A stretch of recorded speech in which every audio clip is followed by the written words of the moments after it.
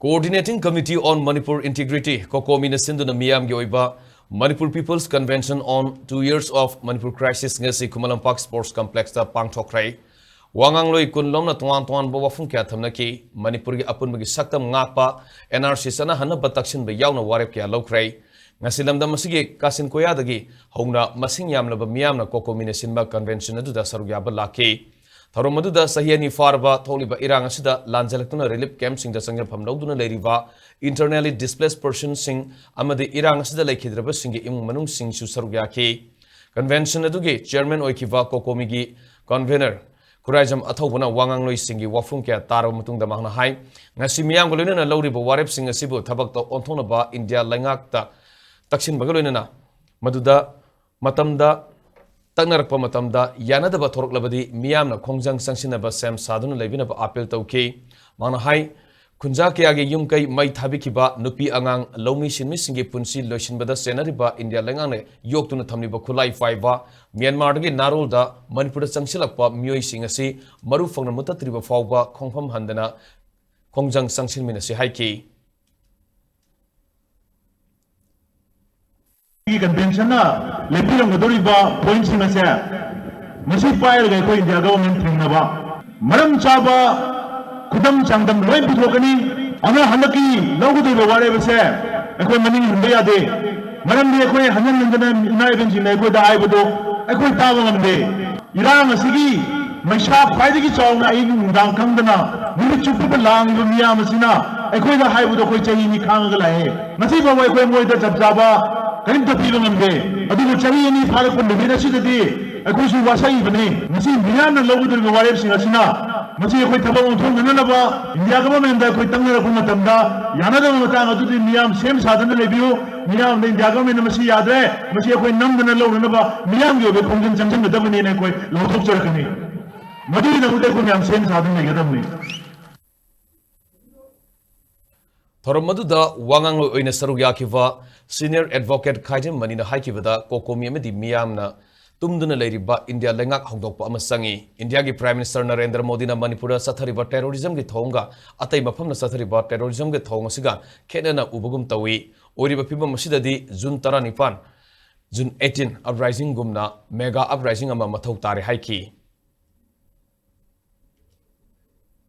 last 2 years Kunama ko support Article 14 litre, Article 19, atuga human right, atu right to life, Article 21, atu Article 25, 26, religious right. Kunama ko sa Manipur da litre. Manipur praja na wakan iba kunama ko sa asiba sin na wakat pa tauna, asiba kilay pakta jom na tada bado, atu na Manipur praja sin sa asiba ni halang kalaga Jamraj Narendra Modi ji. Asin tahu namanya Barat Sarkar saya masih mama tahan bangcangnya, mama tahan bangcangnya. Aku nak tahu saya hari berpuna maka saya government India tahu di sunya aja lo pasabana semba atau government tu India ni implement tahu teraba, tabuk tu untuk teraba, lakam saya macam tak ada lagi ni, bentung ada lagi ni. Convention adugi Wangangloi singi marakta arambai tengolgi lusingba korongan bakuman hai miyam gi lusing busing umbagi amade punsin bagi matam oire amato oina punsilaba matam data khanarakpa wafung khudimaki firep thabak oira pangthona ba mahak lei haiki CSO jina pangthoi ba mafung khudimate arambai thaji masi kitang nuai jade punji hai gadi miyam gi lusing bu oiba khoi hana punsin CSO khoi hana punsin atagadi ngam na dia roye Uji kadore discussion awal aja uji yang na uji na bui kono om pare ngai le na rumah le insung kan itu. Loi hai dah dia pergi. Mai tu lebang ni gumse. Kari tam sih tu kan se. Problem ni gumse. Tahu mana tu kari no tam se. Dia semua yang punya biro, idea ngang ni ikan yang loi, sebab tu itu dia.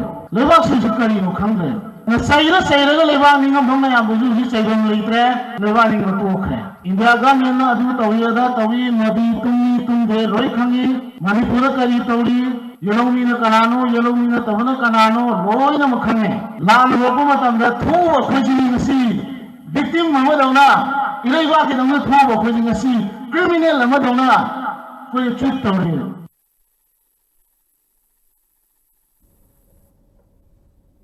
Kumza lising ani kunhumdogi me humdogi hauduna satharlipa misam yam hatpa yum kai mai thaduna lanjana kiba tamthibun mit ngasi sahi ani mapung sapsana farakpa mari lenina pangthokiba convention aduda lamdamasigi leiriba mahirulup sing intellectual sing civil society organizations sing amadi mera 5b imai vel sing irang asida laikhidraba mafam khangdana mangkraba miyoi singe imung manung kya su sarugya ke Sahiani farb irang asida laikhidraba singda ikai khumnaba utuna sarugya ke bamyamna laisukatuna amadi minute ani tumina leptuna ikai khumnaba utki Masingal Mabamiam Kumala Park Sports Complex Tamna Lakpada Lambida Traffic Jam Pawthoki Convention Sida Kokomigi Convener Kurajam Athoguna Chairman Amadi Retired IAS R. Kirimaina Moderator Oiduna Wangang Singi Aningba Apamba Pongdonaraba Matung Convention Duge Rapporteur Mayang Bam Danan Joina Convention Sige Warep Sing Miam the Lauthoki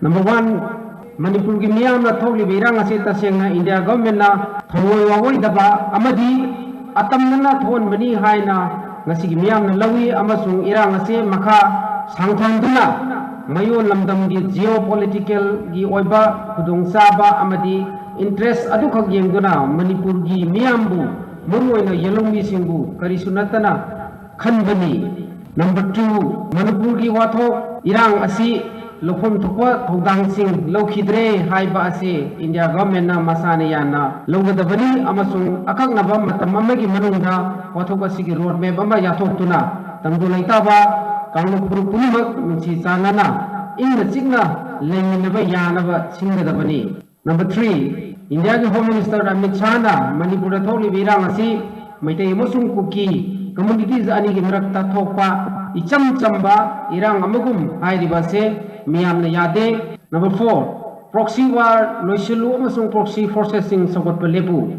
India government na foreign origin armed group sing Keno Kene UPF UKLF na chingba Asiga hakheng na natraga na koi na Sogot pa Hudak tagi lepkadabani